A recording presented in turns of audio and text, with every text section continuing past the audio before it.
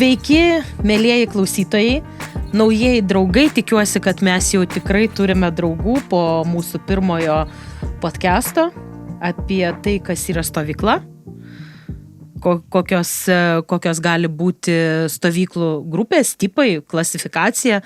Nežinau, kaip pavadinsi, taip nepagadinsi. Tiesa, Audriau. Praeitą mūsų pokalbį praktiškai baigėme Audriaus klausimu. Apie tai, ką jūs galvojate, mėlieji, jeigu stovyklos truktų 10-14 dienų. Tai, Audriau, kokią tu turi informaciją iš to klausimą? Noriu paraginti būti aktyvesniais, nes sulaukiam 4 atsakymų. 2 atsakymai buvo, aš galvoju, kad gerai, 2 atsakymai, kad galvoju, kad blogai. Niekur mes taip nenueisim, bet aš žinau, kad pradžia visą laiką būna nelengva. Ir užklimpusi automobilį išjudinti galima tik tai stumiant į priekį ir leidžiant atgal, stumiant į priekį, leidžiant atgal. Žinau, kad dirbam šventą darbą, jisai nėra lengvas, todėl aktyviau atsakinėkite klausimus ir diskusija užvirs. Maža, ką mes norim ir šnekam, daugiau yra, kas jum aktualu. Nėra nuomonės bendros apie tai, ar verta. Iš tikrųjų, ko gero, mes patys turėtume daryti šitos pasirinkimus, stebėdami stovyklos, turbūt veiklos tą raidą, pavadinkim taip, ir kokia yra vaikų adaptacija, kaip viskas vyksta, kokie procesai, nes kalbėdami apie stovyklų klasifikaciją, mes vienreikšmiškai prieiname turbūt prie to, kad abudu dirbame su programiniam stovyklom. Taip. Ir mūsų interesas yra būtent šitoje vietoje programa. Ir vykdydami vieną ar kitą programą, sekame procesus ir matome, kiek laiko užima, sakykime, vaikų atvažiavimo ir adaptacijos laikas. Po to, kiek mes galime laiko skirti ir kaip visa tai vyksta, kol vaikai susigyvena ir pradeda iš tikrųjų stovyklauti. Ir kaip sakau, jie tik pradeda stovyklauti ir trumpoj stovykloje jiem jau reikia važiuoti namo. Gerai, tavo praktikui kiek laiko yra adaptacinis laikotarpis? 3 dienos tikrai. 3. 3 dienos tikrai. Ir galiu pasakyti, tu uždavei žiūrovams klausimus, aišku, tu su manim, kadangi bendrauji jau beveik metus, tai žinai, kad mano stovyklos yra ilgos. Ilgesnės jau. Jo, mano stovyklos yra ilgos ir jos prasidėjo nuo 7 dienų, vėliau buvo 9 dienos, o dabar 11 dienų. Ir tos 11 dienų yra pasirinktos ne šiaip savo, tai yra labai konkreti, sakykime, tai proceso eiga, nes programinė stovykla natūralu, kad sudaro žmogus arba žmonės, kurie nori pasiekti tam tikro tikslo. Taigi mano buvo tokia patirtis ir kaip ir sakiau, žinai, programas grašo žmonės, kurie siekia vieno ar kito tikslo ir mes savo nusimatėme būtent tokį laiką, o tavo stovyklos trunka 7 dienas, taip? 6-7 dienos. Tais laikais, kada aš pradėjau stovyklauti, būdavo 2 savaičių. Tai praktiškai vyraudavo 2 savaičių stovyklos. Kalbantis su kolegom Ukrainoje, tenka labai daug kalbėti su skautais ir ne tik skautais, ten vyksta stovyklos tik 2 savaitės. Žinai, Mastai kitokie, vieni vaiką atvežti stovyklą yra kartais 2 dienos, kol tu jie atitarabaninį ir paskui tik pridavai grįžai namo ir vėl važiuoti traukiniu pasimti vaiko yra nesąmonė.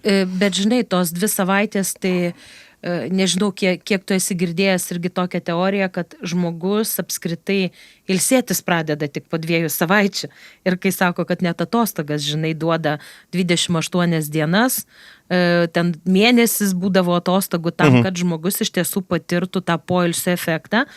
Tai ko gero vaikams gal šiek tiek trumpiau, bet tas 2 savaičių laikas jis kažkaip buvo išskaičiuotas. Ir tarp kitko, tu paklausai, kiek aš žinau stovyklų, kurios yra ilgesnės.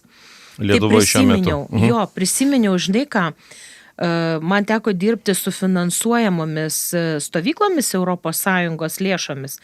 Tai ten buvo reikalavimas netrumpiau kaip 9 dienos. Jo. Taip. Okay. Čia iš paskutinių kokių 5-6 metų patirties. Galvoju, kodėl tokia praktika atėjo savaitinės stovyklos. Aš manau, kad čia ko gero yra finansų dar klausimas. Nu jo, iš tikrųjų, kiekvieną dieną stovykloje kainuoja pinigus ir norint ją padaryti pigesnę, tada trumpini dienas. Taip, bet tada mes kalbame apie vertę. kokia vertė, ne, į ką mes galime sukurti. Ir tada klausimas, kodėlgi apskritai verta važiuoti į stovyklą. Jo, esminis klausimas. Ilgesnė, trumpesnė, bet apskritai, kodėl verta vaikui važiuoti į stovyklą. Tavo įžvalgos. Sudėtinga būtų sakyti savo įžvalgas, nes aš esu kaip ir suinteresuota pusė.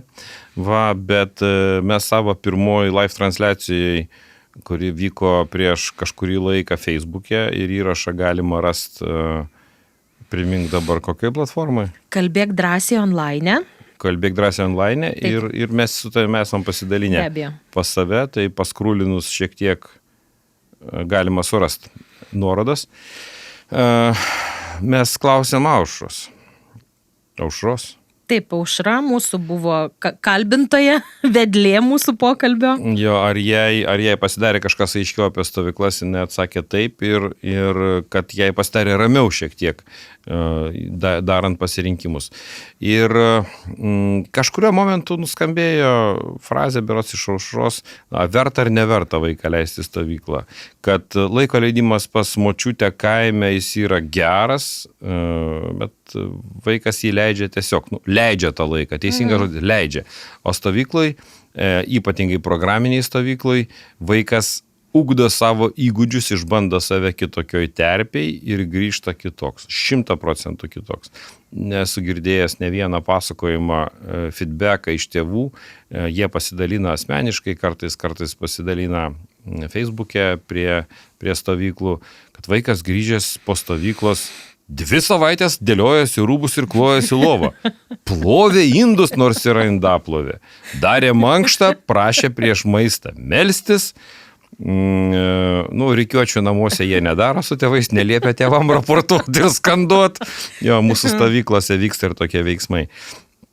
Tai padaro įtaką vaikam, jų įpročiam, įgūdžiam, nes netvarkos nykštuko apsilankymas stovykloj ir kada jam tenka vėl susikrauti viską ant savo lovą, susitvarkyti tą lovytę, jeigu jinai buvo netvarkinga. Manau, daugelį priverčia susimastyti, kad vis tik lovą reikia klotis, o ne mamos tai darbas. Iš tiesų, žinai, o man dabar kyla prisiminimas iš praeitų metų stovyklos. Reiškia, šiaip paprastai aš dirbu su paaugliais. Bet pernai metais teko dirbti koordinatorę, pavadinkim tai pagal sutartį kitoje stovykloje ir buvo mažesnių vaikų. Ir kada priiminėjom vaikus, žinai, atveža ten 7, 8, 9 metų ir mamos bėga su vaikais į kambarį, atidaro lagaminėlius, iškrauna, sudeda į lentynėlės. Daro meškos paslaugą. Jo, ir tada... Paskui vaikas nežino, kur sudėti daiktai. Visiška tiesa, nes ir tašę sudėti daiktai, jis nežino, kur sudėti. Sako, apsirenk striukės, sako, neturiu. Mama išleido vaiką savaitę, neįdėjo striukės.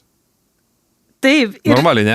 Žinai. Rodyk tašę, atidarau tašę, nėra. Galvoju, aš tai mamai pasakysiu. Ir stovyklos pabaigos žinau, kas ir dar 2 tašės.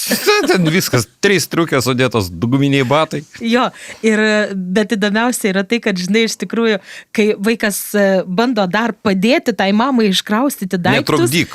Taip, tu pasėdėk ant lovos, sako. Jo, netrukdyk. Kodėl? Mamos, nedarykit tokios didelės klaidos. Pasiruošimas stovyklai užims daug laiko, bet žinos, ką įdėjo, kodėl, bent jau prisimins, kad jis turi tas antras kojines ir galų gale, paskui, kai jam jau bus 18, tam vyrukui, sakysit, sustvarkyk kojines, sakys, ką? Jo, kur tas daiktas gyvena? Kas yra kojines? Tikra tiesa, žinai, ir iš tikrųjų mes čia galim pasijuokti, bet mėly tėveliai, galvodami apie tai pagalvokit, koks yra diskomfortas jūsų vaikams, kada jie nežino, kur yra šitie daiktai. Vienas dalykas. Antras dalykas, pamastykim, kada pamaina yra 60 vaikų. Ir jeigu visiems sudėti lagaminėliai, ką daryti vadovam, kur su 60 vaikų dirba kokie 6-8 suaugę, žinai, ir reikia tada ieškoti tų daiktų. Kur mama padėjo? Jo, kur mama padėjo. Tai žodžiu, mylėkit stovyklų vadovus. Ne, mylėkit savo vaikus. Tada jie grįž tikrai su pakeistais triusikais, nes jeigu nežino, kad tie triusikai dėti, tai ir nešioja vienus. Apie vaikus tai čia vienareikšmiškai, bet labai dažnai tiesiog pagalvokime apie žmonės, kurie dirba su vaikais. Ir tai ne tik stovyklas liečia apskritai, su visus, kurie dirba su vaikais, pradedant mokyklomis ir baigiant būreliais ir kitom veiklom.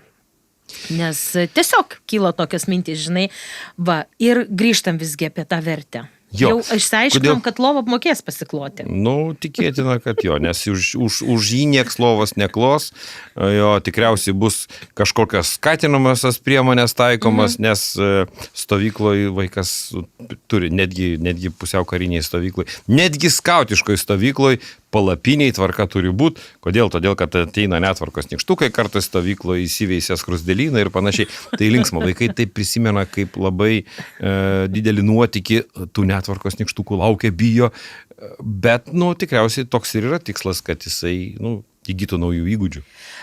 Iš tikrųjų, stovyklos tikslas yra, kad vaikas įgytų naujų įgūdžių, pastiprintų turimus įgūdžius, taptų drąsesnis, gebėtų, jau kaip tu sakei, žinai, kad stovykloje gali tapti bet kuo ir vaikas gali visiškai iš kitos pusės save atskleisti. Aš papasakosiu savo patirtį su savo sūnėnu.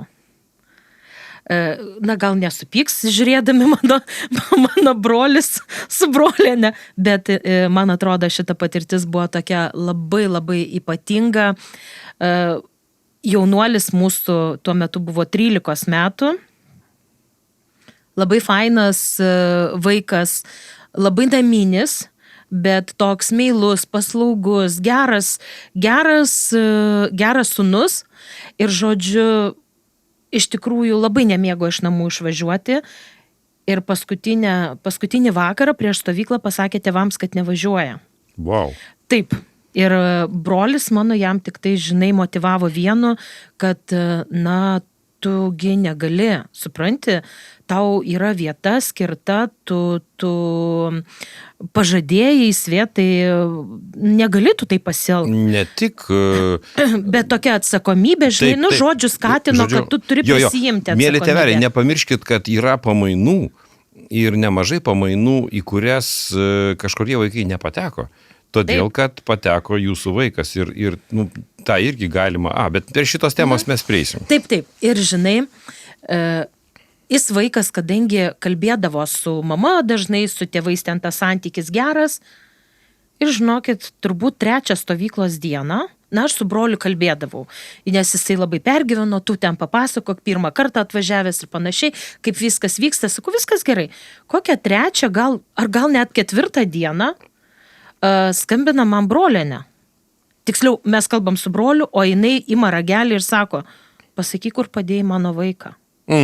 Sakau, niekur aš nepadėjau tavo vaiko, jisai čia.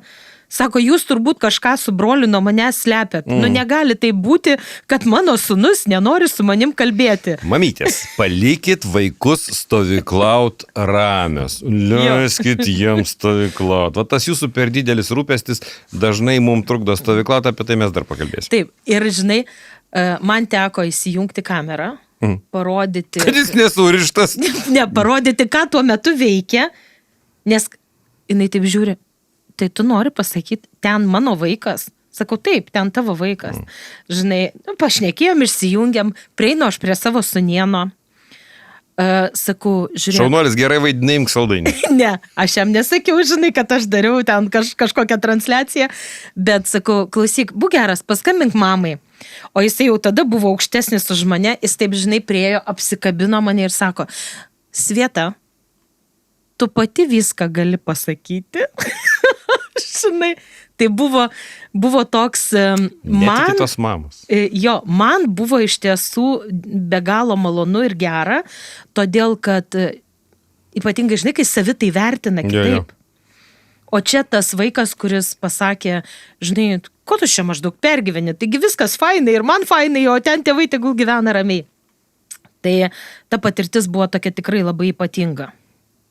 su savo vaiku. Tai vat, manau, kad jinai labai stipriai demonstruoja vertę, kurią kuria stovyklos.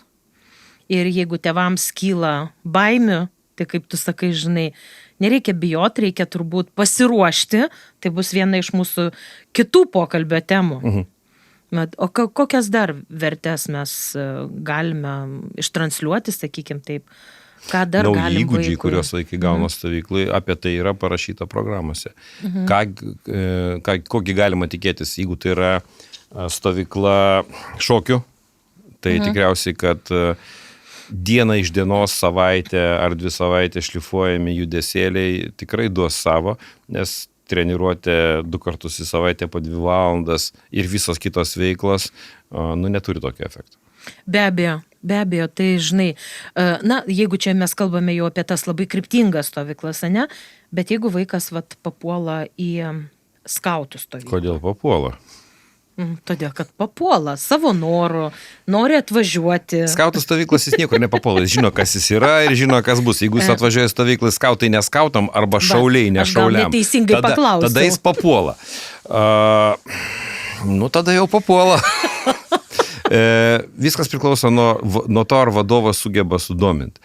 Teoriškai vaikai turėtų patys susidomėti tą veiklą, kuri vyksta, nes veiklų vyksta daug įvairių ir mes demonstruojam mazgų rišimą, kaip gaminti trikojį, kaip gaminti šiukšlę, tokius praktinius dalykus, kurie žiauriai praverčia. Kaip gamto iš nieko pasidaryti šiukšliadėžę. Įsmeigi 3 pagaliukus, ištempia į maišą šiukšliadėžę. Kaip pasigaminti maistą, kaip katilą kažkokią, kad jis nenuvirstų. Porą pagalių padėjai, jau turi ugniavietę. Arba surišai 3 pagalius, pakabinai katilą, jau turi trikojį. Tarp kitko, užpraeitais metais žodis trikojis man įgyjo naują reikšmę. Ir čia griuk negyvas, aš suaugusiam vedu programą, gaminsim trikojį, žiūrim. Sako, o kas baudas rinks? Geras. Aš sakau, kokias baudas? O kokį trikojį? Maistui gaminti? Čia ne ta, kur nuotraukas daro. Asociacijos. Suvartai, man trikojis yra, to kažkam trikojis jau. Na čia, žinai, kalbant apie tai, kad nėra savaime suprantamų dalykų. Jo, pasirodo. Jo. Tai va, indauja arba toks dalykas, kaip pasikabinti tentą. Kaip padaryti, kad virš tavęs būtų sausa įgulyje, arba kaip pasiruošti, kad jeigu pradės lyti laužas ir taip toliau tavo visą miegojami dalykai. Tai, viskas yra pakankamai nesudėtinga, kai tu žinai, bet kai tu nežinai ir jeigu nėra laiko žiūrėti YouTube'e, galų gale vis tiek geriau, kai tau parodo, kaip ten tą šuniuką rišt. Mazgą, kuris neleidžia tentui susmukti vidurį, nes kaip tu pakabinsi virvę, po kurio laiko jisai sučiuožia į vidurį. Kad ir kaip kampus tempsi, jie išplyš. Ir daugybė dalykų. Įmi konkorėžį, dedi čia užžišmo. Tai paprasta, jo. Ir atrodo paprasta iš tiesų, bet tiem vaikam, kurie atvažiuoja į stovyklą, visai nepaprasta. Bet labai praverčia gyvenime, nes dažnai būna, nuvažiuoji į gamtą ir užkurkim laužą. Ir pradeda vilk žalius, šlapius pagalius ir ką. Žiūrėk, o ten stovi sausas lazdynas ir po egle visą laiką. Tokie dalykai, kurie, jo. O žinok, turėjau patirti vieną su,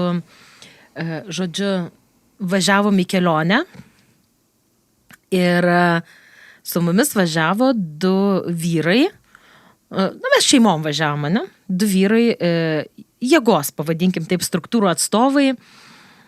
Ir sakau vienam, žinai, tai eisim dabar palapinę pastatysim. Jis taip pažiūrėjo. Sako, aš nemoku. Ir man, žinok, buvo toks šokas, nes galvoju... Gėda pasakyti jam, kad... Po galais, supranti, ką reiškia nemoku. Nesusidūręs. Nesusidūręs, bet žinai, kada tu gyveni tą statutinio pareigūno ar ten, žinai, kitos jėgos struktūros darbuotojo gyvenimą, tai tarsi kaip ir suvokiami tokie dalykai. Tai aš taip suprantu, kad vaikystėje jis nebuvo stovyklose tokiose. Ne visose stovyklose moko statyti palapinę. Tugi gyveni nameliuose. Ar tavo vaikai stato palapinę? Ne. Nors mes bandom visokius dalykus daryti. Alfa būry mes irgi nesatom palapinių, palapinės jau pastatytos. Bet čia toks, supranti, atrodytų tas įgūdis, kurį gali, žinai, įgyti jeigu yra noras, bet, na, man tuo metu buvo tikrai toksai, žinai, ir tikrai pagalvojau, turbūt tu nebuvai stovyklai. Aš to pasakysiu, kad aš būdamas jaunuolis 18-19 sugebėjau suplėšyti baidarę, kuri buvo iš dvigubos storos klijuotos gumos, nes nesupratau, kaip jis susirenka. Dabar nebėra surenkamų baidarių, dabar nebėra tokio klausimo, kaip plaukti su jie, kad ją nepradurti ir taip toliau plaukiu su baidarė plaukyti. Bet tu buvai labai jaunas, čia jau buvo daugiau metų, žinai. Taip. Bet va toks, matai, kokios asociacijos kyla, kada kalbė apie tokius dalykus ir tu pasakoji, kad tai praverčia gyvenime, tikrai praverčia. Tokie įgūdžiai praverčia, na, mūsų programinės stovyklos kitokios ir kiti įgūdžiai, tarkim, vienas iš tokių svarbių, tai laiko valdymas. O, čia žiauriai geras dalykas. Jo, laiko valdymas ir kada pirmą kartą buvo įtrauktos tokios temos į programą, tai vaikam buvo iššūkis. Ką reiškia, o tai kaip jį valdyto, tai ką čia apskritai su tuo daryti, maždaug, žinai, netgi komentarai, tai kam jį valdyti mokykloje, tai skambutis skamba. Tai mokyklai. Žinai, arba ten mama pasako, arba tėtis, tai irgi įgūdis labai svarbus, nes ir dabar mes kalbame su tavimi, kuriame laidą taip ir turim irgi valdyti laiką. Ir tai yra gebėjimas, kurį reikia ugdytis. Žodžiu, atsakymas vienareikšmiškas. Verta vaiką vežti į stovyklas, leisti stovyklas, nevežti. Vežti čia toks priverstinis žodis. Leisti stovyklas, tik tai reikia pasirinkti, kaip jūs galvojat, kas vaikui įdomu, kaip jis galvoja, kas jam įdomu ir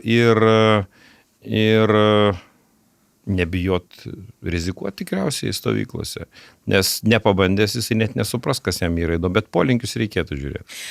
Iš tiesų, aš tau tikrai pritariu, kad... Bet tai bus mūsų sekanti tema, jo. Kada mes kalbėsime apie stovyklų pasirinkimą. Verta pasižiūrėti tam tikrus dalykus, pasinagrinėti ir aišku, galima pagalvoti, ką tu nori išugdyti, padėti išugdyti tam vaikui. Tarp kitko, jo. Tik tai, kad, na, aišku, mes vėliau apie tai kalbėsim. O kokias dar vertės, kaip galvoju, vat, jeigu jau nekalbėti apie įgūdžius, o kokias dar vertės? Buvimas stovyklų tai yra buvimas naujoj terpiai. Prisitaikymas, sugebėjimas išmokti toj terpiai funkcionuoti. Tai yra iššūkis. Tikrai taip ir po pandemijos ypatingai, koks įvyko pokytis vaikų sąmonėje ir apskritai daug labai kalbama apie žmogų kaip asmenybę, kad aš asmenybė, aš ten darau vienus kitus dalykus ir kažkiek man toks jausmas, kad nublanksta bendruomenės vertė. Ir to, sakyčiau, buvimo kolektyve. Bet kokiu atveju ta pati mokykla, mes su tavim ir norėjom pakalbėti, o kągi duoda stovyklos mokykloje vaikam. Jeigu jie pabuvo stovykloje ir kai jie grįžta į mokyklą, ne, tai vat kalbant apie tai, mokykloje yra kolektyvas, klasė ir man toks jausmas, žinai, kad pabuvus stovykloje yra daug paprasčiau gyventi klasėje. Nu, stovykla tai yra trumpalaikis savaitės ar 2 savaičių eksperimentas, kur tu prabėgi ciklą, kuris turi pradžią ir pabaigą. Ir, sakykime, tėvelius aš drąsinu ir sakau savo pokalbėse prieš pamainą, kad vertinti stovyklą 1 ar 2 dieną neįmanoma ir negalima, nes stovykla tai yra ciklas, kuris turi pradžią ir pabaigą. Ir tik tai, kaip ir pasodinus bulvės 2 dieną, mes nežiūrim, ar jos jau ten išdygo ar išaugo, jos dygsta ir rudenį bus derlius. Žinai, aš tarp kitko, kodėl apie mokyklas dar paminėjau, nes savo patirtį turiu būtent jau po stovyklos ir netgi kitais metais, kai vaikai atsimokė jau po vasaros stovyklos, atsimokė tuos metus ir turiu grįžtamą ryšį. Ką vaikas gavo ir kaip jisai pasikeitė. Žinai, manau, kad tiek tu, tiek aš galim papasakot labai daug įvairių įvykių iš stovyklų. Tai vienas iš tokių buvo, kada mes dirbome su panele, kuri bėgo iš namų ir ją iš tikrųjų mama tiesiog atvežė ir paliko. Tai... Perauklėti. Na, panašiai, nors visiškai, žinai, tarsi mes ir neperauklėjimo įstaiga, bet tai buvo. Bet tai, neperspėjo. Neperspėjo, mes tą sužinojome iš draugės, kurie atvažiavo kartu. Tai buvo procesas ir tai buvo patys pirmieji metai, kada mes paleidome būtent va šitas programinės stovyklas ir ėjome per procesą. Tai ta mergaitė realiai, žinai, parą laiko praktiškai verkė, sakydama, kad jinai negali sustabdyti ašarų, todėl kad vyko procesas. Ir tai buvo berods gal 4 diena. Ir kitą dieną atsikėlė su visiškai kitom, sakykime, kitom akim pažvelgusi į tai, ką jinai čia veikia.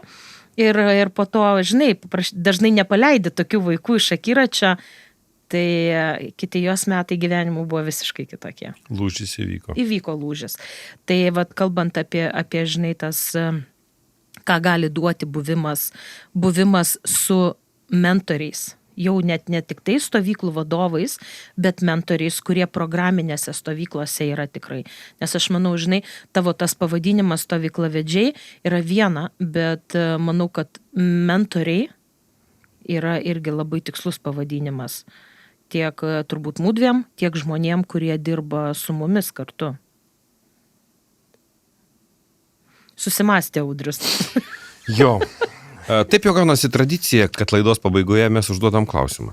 Taigi, mėly sekėjai, kaip jūs galvojat, kokiamis savybėmis ir kokiamis kompetencijomis turėtų blizgėti žmonės dirbantis stovykloje?